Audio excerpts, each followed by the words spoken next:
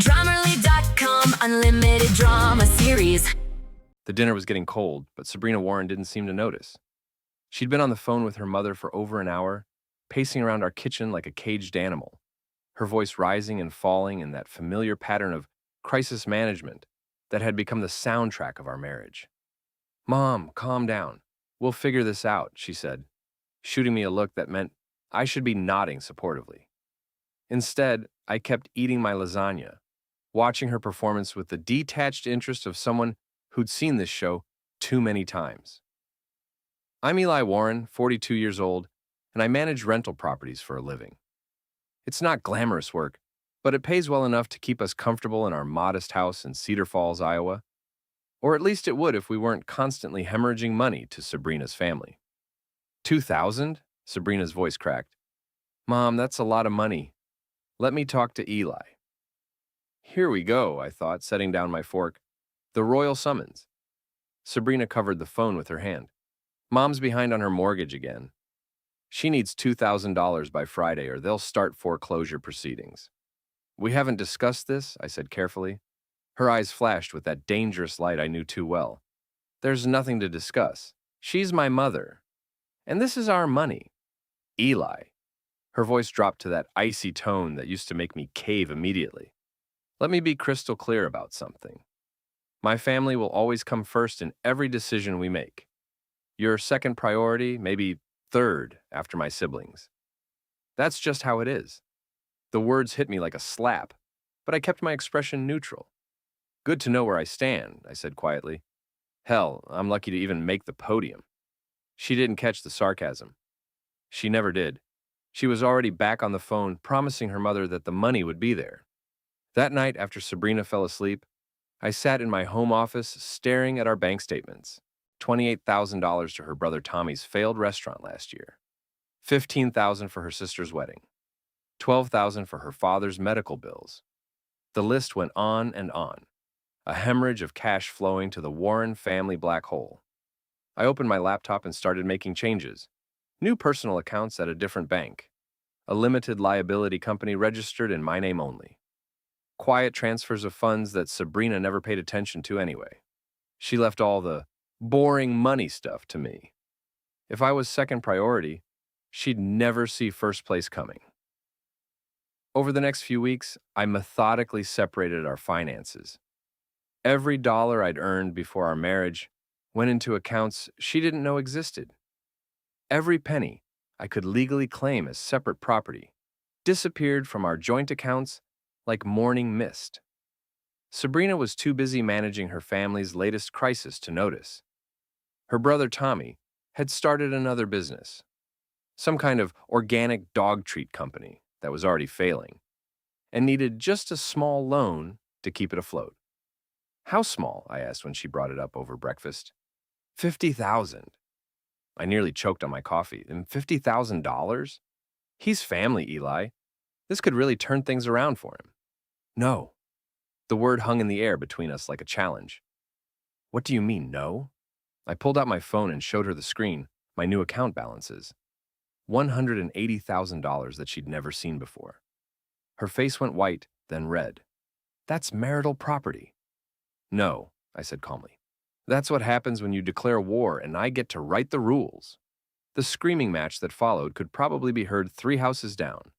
She called me selfish, controlling, and a dozen other things that bounced off me like rain. When she finally stormed out, I poured myself a bourbon and smiled. Let the real game begin. The next few months were a masterclass in psychological warfare, though Sabrina didn't realize she was losing. She doubled down on her family-first strategy, spending more and more time at her mother's house, managing crises that seemed to multiply like rabbits. I used the time productively. My friend Casey, who ran a locksmith and security business, helped me install a hidden safe in my office and upgrade our home security system.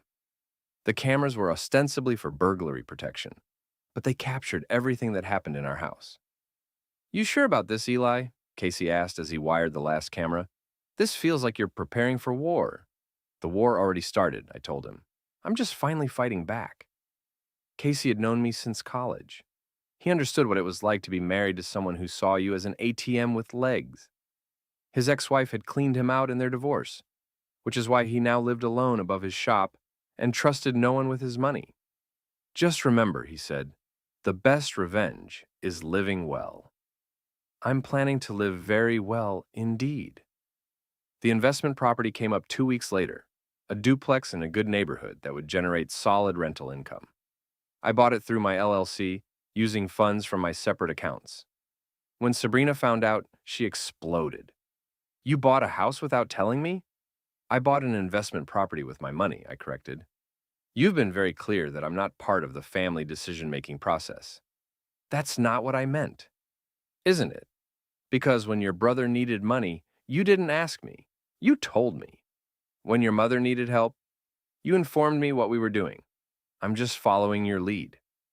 She stared at me like I'd grown a second head. For the first time in our marriage, she was speechless. The cracks in her facade were starting to show. Her real estate career was suffering because she spent so much time managing family drama. Her friends were getting tired of every conversation revolving around the latest Warren family crisis. And now, her reliable ATM was refusing to dispense cash on demand. That's when she started staying out later. Working, she claimed, though her commission checks suggested otherwise. Phone calls that she took in the other room, text messages that made her smile in ways I hadn't seen in years. I didn't confront her. Instead, I gathered evidence. Casey's security expertise came in handy again. A GPS tracker on her car, so small she'd never notice it. Software on our home computer that logged every website, every email, every social media interaction. Find My iPhone access that let me see exactly where she was at all times. This is getting pretty deep, man, Casey warned, as he showed me how to access the tracking data. You sure you want to know what you're going to find? I already know what I'm going to find, I said. I just need proof. The proof came on a Tuesday night in March. According to Sabrina, she was showing a house to potential buyers. According to the GPS tracker, she was at the Riverside Motel on the edge of town, and she'd been there for 3 hours.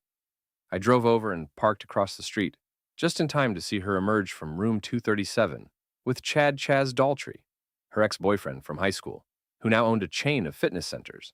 They were laughing and touching each other in ways that left no doubt about what had been happening in that room. If I was third priority, let's see how she liked being in last place. The fire alarm at the Riverside Motel went off at exactly 9:47 p.m. on a Thursday night. Pure coincidence, of course. The fact that Casey had been doing some security consulting for the motel's owner and had access to their fire safety system was completely unrelated. I was parked across the street with a clear view of room 237 when the alarm started blaring. Within minutes, guests began streaming out of their rooms, including a half-dressed Sabrina and a shirtless Chaz, who was trying to pull on his pants while running. The scene was chaos. Sabrina, wrapped in a bedsheet, stumbled into the parking lot just as 3 of Chaz's gym buddies pulled up. They'd been planning to meet him at a sports bar afterward. The look on their faces was priceless as they recognized the married woman their friend had been bragging about. Phone cameras came out immediately. By the time the fire department arrived and declared it a false alarm, the damage was done. Video of Sabrina's motel dash was already making the rounds on social media. I drove home and waited. She came through the door at midnight, her hair still disheveled, her makeup smeared. She'd clearly been crying. "Where were you tonight?"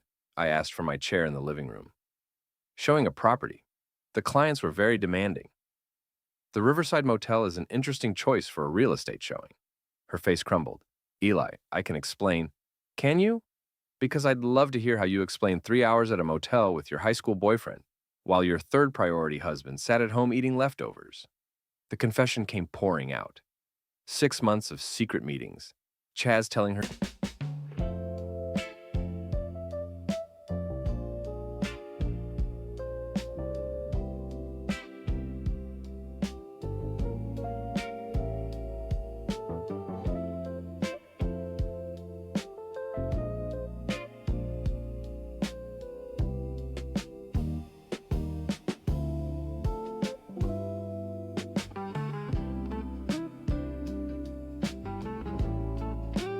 she deserved better than a boring property manager.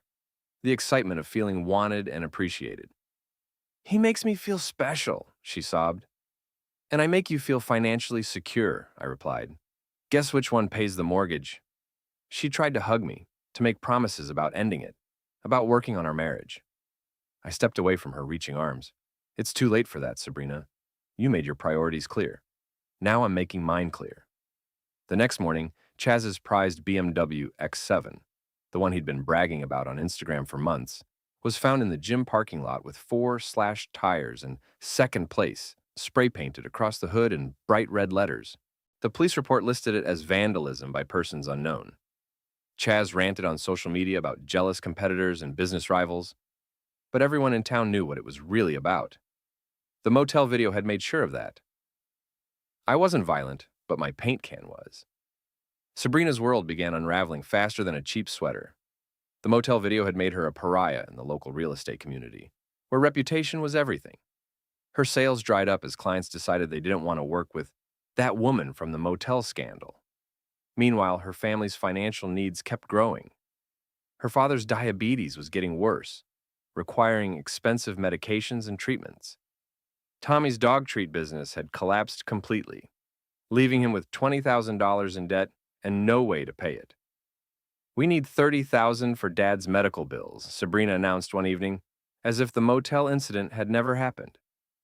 Call your siblings, I said without looking up from my laptop. The family that comes first. They're broke. We gave them everything. No, you gave them everything. I stopped 6 months ago. Her face twisted with rage and desperation. He's dying, Eli. My father is dying. Then maybe your brother should get a real job instead of chasing get-rich-quick schemes. Maybe your sister should sell some of that expensive jewelry we bought for her wedding. Maybe your mother should downsize that house she can't afford. I can't believe you've become this cold. I learned from the best, I said, finally looking at her. You taught me that family comes first. Your family, not mine. So take care of your family with your money. That's when she filed for divorce. The papers were served at my office on a Friday afternoon. Sabrina was demanding half of everything: the house, the rental property, the bank accounts, even my business assets. Her lawyer was clearly counting on me being the same pushover I'd always been. They hadn't counted on Judge Patricia Harris. Judge Harris was old school, a no-nonsense woman in her 60s, who'd seen every kind of family drama imaginable. She'd been presiding over divorce cases for 20 years and had zero patience for gold diggers and manipulators. The hearing was a thing of beauty. Sabrina's lawyer presented their case first, painting me as a controlling husband who'd hidden marital assets. Then my lawyer, the best divorce attorney in 3 counties, stood up with a box full of evidence. Bank statements showing the systematic drain of our joint accounts to Sabrina's family. Text messages where Sabrina explicitly stated that I was second priority in our marriage. Screenshots of her social media posts bragging about expensive gifts she'd bought her siblings with our money. And finally, the motel receipts and GPS data proving her affair. Judge Harris reviewed everything with the thoroughness of a forensic accountant. When she finally spoke, her voice was ice cold. Mrs. Warren, you explicitly declared your husband to be a lower priority than your birth family. You unilaterally made financial decisions without his input or consent. You engaged in an extramarital affair while demanding continued financial support.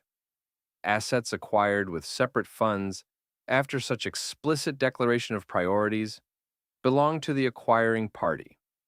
Sabrina got the house and the mortgage that came with it. She got her car and the payments. She got exactly what she'd contributed to the marriage, which, after 6 years of supporting her family, wasn't much. I got everything else. The look on her face when the judge read the settlement was worth every penny I'd spent on legal fees. But Chaz wasn't ready to give up. He'd been pumping Sabrina full of ideas about fighting the decision, about appealing the judgment. He'd convinced himself that I was some kind of criminal mastermind who'd stolen what rightfully belonged to his woman. He was waiting for me in the courthouse parking lot after the hearing, flanked by 2 of his gym buddies. All 3 of them were wearing tank tops despite the chilly weather, trying to look intimidating. We need to talk, Chaz said, stepping into my path. No, we don't, I replied, pulling out my phone. You think you're real smart, don't you? Stealing from your own wife. I think I'm smart enough to record this conversation, I said, holding up my phone. and smart enough to know that 3 guys threatening one guy in a courthouse parking lot is called assault. That's when Casey appeared from behind my car, where he'd been waiting. Casey wasn't as big as Chaz's gym buddies, but he had 20 years of military training and a look in his eyes that suggested he'd be happy to demonstrate some of it. Problem here, Eli? Casey asked casually. Chaz and his friends suddenly seemed less interested in confrontation. They backed off, muttering threats about not being over and watching my back. How's it feel to be locked out of everything, Chaz? I called after them. Welcome to my world. As they drove away, I realized I was actually enjoying myself. For the first time in years, I felt like I was winning. But the best was yet to come. The annual Cedar Falls Street Festival was in full swing when everything came crashing down for Sabrina and her family. The whole town turned out for the event. Local businesses set up booths.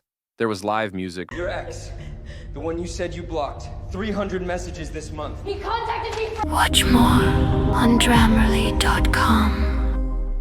Food trucks, and enough gossip to fuel a soap opera. I was manning a booth for my property management company, handing out flyers and business cards, when I saw Sabrina across the street.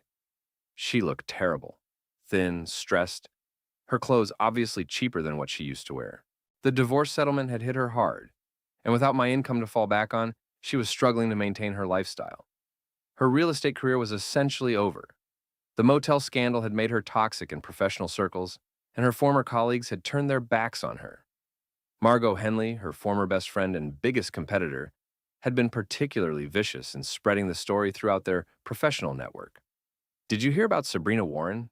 I overheard Margot telling a group of other realtors at the festival. Turns out she was using her husband's money to prop up her whole family for years. The brother alone got over $50,000 for his ridiculous business ideas. The crowd around Margot was eating it up. Small towns love nothing more than watching someone fall from grace, especially someone who'd acted superior to everyone else. But the real blow came from an unexpected source. Tommy Warren, Sabrina's beloved brother, had been drinking at the beer tent when a reporter from the local newspaper approached him for comment about the family's financial troubles. Tommy, never the sharpest tool in the shed and loosened up by several beers, decided to tell his side of the story. Look, Sabrina always acted like she was doing us these huge favors, he slurred into the reporter's recorder. But it wasn't even her money. It was all her husband's cash, and she just handed it out like she was some kind of generous saint. When the well dried up, she expected us to be grateful. Please. She used us to make herself feel important. And when it backfired, she blamed everyone else. The article ran in the next day's paper with the headline, "Local Family Drama Reveals Financial Deception." Tommy had essentially thrown his sister under the bus, painting her as a manipulative person who'd used other people's money to buy her family's love. The story went viral on social media. Everyone in town was sharing it, commenting on it, adding their own theories and gossip. Sabrina became the villain in her own family's story. Her mother stopped taking her calls. Her sister changed her phone number. Even her father, sick as he was, refused to see her. Meanwhile, Chaz was facing his own problems. Someone had called the health department about his gyms, reporting suspicious odors and potential water damage. The inspection revealed significant mold problems in 2 of his 3 locations, forcing him to shut them down for expensive remediation. His insurance company, citing a morality clause in his policy related to the public scandal, had dropped his coverage. Without insurance, he couldn't get the loans he needed to fix the mold problems. Funny how these things work out, Casey commented when we heard about Chaz's troubles. It's almost like karma has a sense of humor. Karma had some help, I admitted.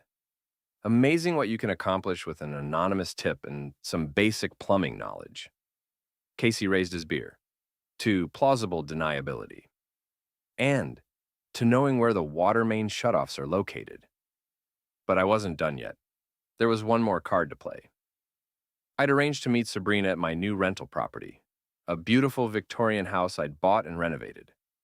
I told her it was about finalizing some paperwork, tying up loose ends from the divorce. She arrived looking desperate and defeated. The past few months had aged her years. Her hair was limp, her skin pale, and she'd lost so much weight that her clothes hung loose on her frame. "Eli," she said as soon as she walked in, "I know things got ugly between us, but I need help. I'm about to lose the house. My car's going to be repossessed, and my family won't even talk to me." "That's rough," I said, not offering her a seat. "I was hoping maybe we could work something out. I could pay you back over time." "With what? You don't have a job." "I'll find something. I'll do anything." That's when Chaz showed up. I'd been expecting him. I'd sent him a text from Sabrina's phone, asking him to meet her here.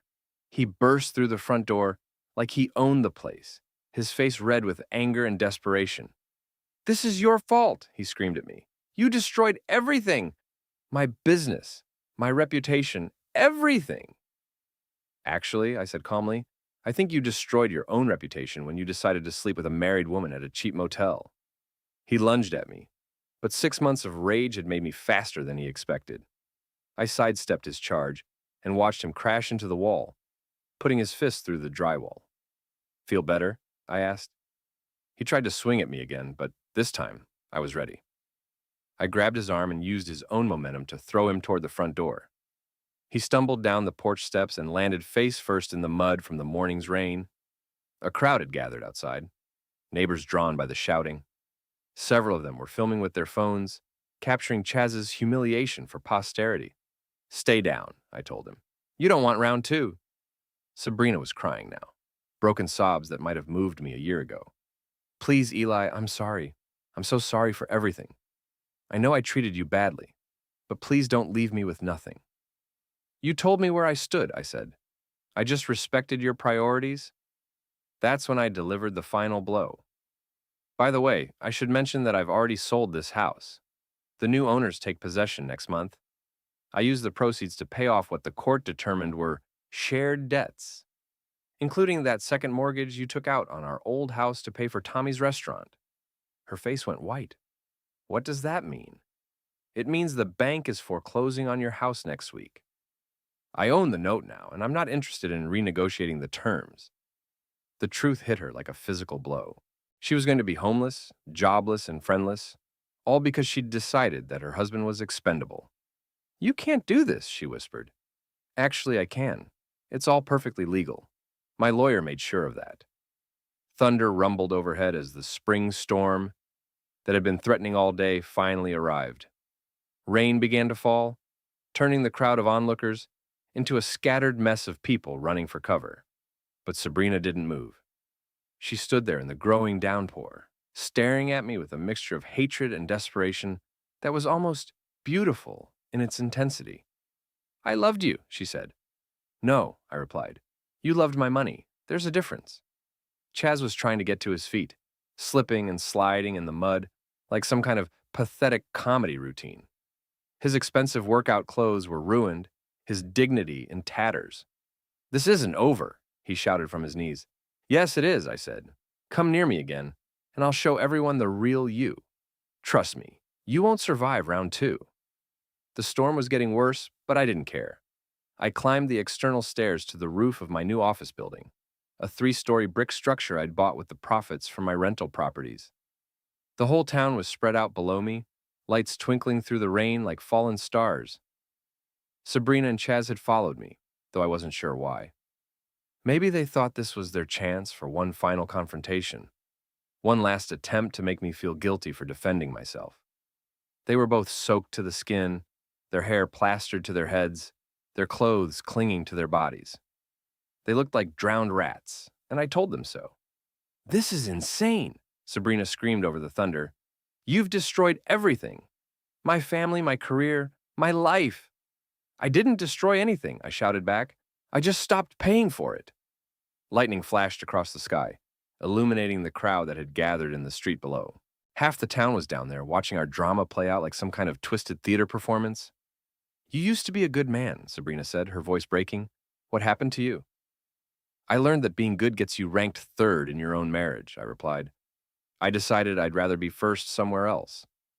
Chaz was trying to circle around behind me, probably planning some kind of heroic tackle that would impress Sabrina and salvage his wounded ego. But I'd been expecting it. "Don't even think about it," I warned him. "You're not the hero in this story. You're not even the villain." You're just the fool who thought he could steal another man's life without consequences. She never loved you, he screamed. She told me so. She said you were boring and weak and yet she stayed married to me for 6 years, I interrupted. Funny how love works when there's money involved. The rain was coming down in sheets now, making it hard to see more than a few feet in any direction. But I could still make out the crowd below, still hear their voices carried on the wind. They were chanting something. It took me a moment to make out the words, "Third place, third place, third place." Someone down there, probably Casey, had told the crowd about Sabrina's ranking system. Now, they were throwing her words back at her, turning her own cruelty into a public humiliation. "Stop it!" she screamed at them. "Stop it!" But they didn't stop. If anything, they got louder. Chaz made his move then, lunging at me with a roar of rage. But 6 months of planning had made me ready for anything. I sidestepped his charge and watched him slip on the wet roof, sliding toward the edge. For a moment, I thought he might actually go over, but he managed to catch himself on the roof's safety barrier, hanging there like a wet flag in the wind.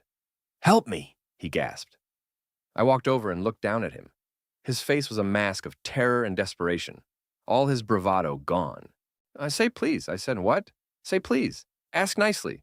"Please," he whispered. "Please help me." I reached down and grabbed his wrist, hauling him back onto the roof. He collapsed in a shivering heap, all the fight gone out of him. "Thank you," he gasped. "Don't thank me. Just thank the fact that I'm not a killer. Unlike some people, I know the difference between justice and murder." Sabrina was on her knees now, sobbing into her hands. The fight had gone out of her too, leaving behind only the wreckage of the life she'd built on other people's money. "I'm sorry," she whispered. "I'm so sorry." "I know you are," I said. "You're sorry you got caught. Sorry you lost your meal ticket. Sorry your family turned on you when the money dried up. But you're not sorry for what you did to me. You're not sorry for making me feel worthless in my own home." Lightning flashed again, and in that brief moment of illumination, I saw something in her eyes that I'd never seen before. Recognition. For the first time, she understood what she'd done to me. She saw the pain she'd caused, the humiliation she'd inflicted, the years of happiness she'd stolen. "You told me I was third place," I said, my voice carrying over the storm. "I just took you out of the game." I turned and walked toward the stairs, leaving them both on the roof in the pouring rain. Behind me, I could hear Sabrina calling my name, begging me to come back, promising to change. But I was done listening to her promises. I'd heard them all before. The crowd below had started to disperse as the storm intensified, but a few diehards remained, still chanting, "Third place," as I emerged from the building. Casey was waiting for me by my car, holding an umbrella. "Feel better?" he asked. "You know what?" I said, looking back up at the roof where Sabrina and Chaz were still huddled in the rain. "I really do." 3 months later, I was sitting in my new office, reviewing the monthly reports from my rental properties. Business was booming. The divorce had actually helped my reputation in town. People respected someone who fought back, who didn't let themselves be walked on. Sabrina had left town after losing the house. Word was she'd moved back in with her mother in Des Moines, working at a call center for minimum wage. Her family had eventually forgiven her, but only after she'd proven she had nothing left to give them. Chaz had declared bankruptcy and moved to Florida, where he was apparently working as a personal trainer at a chain gym. His social media presence, once full of motivational quotes and shirtless selfies, had gone completely silent.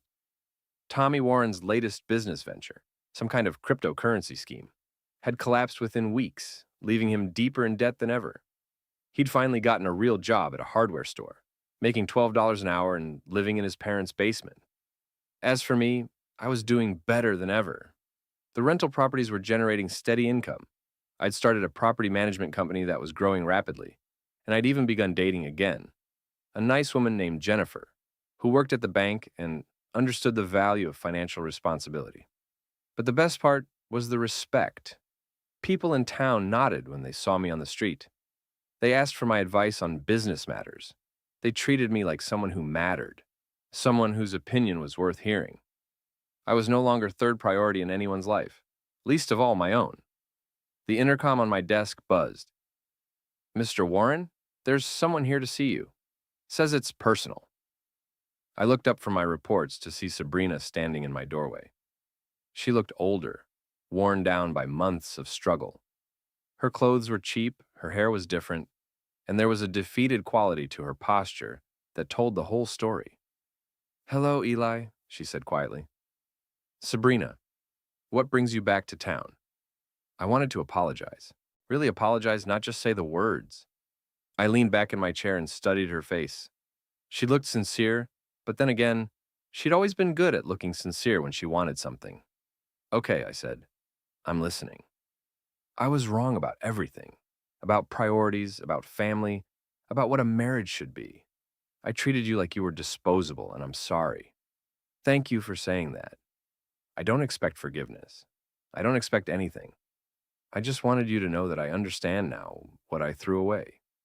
She turned to leave, then stopped at the doorway. "For what it's worth," she said, "you were never third priority.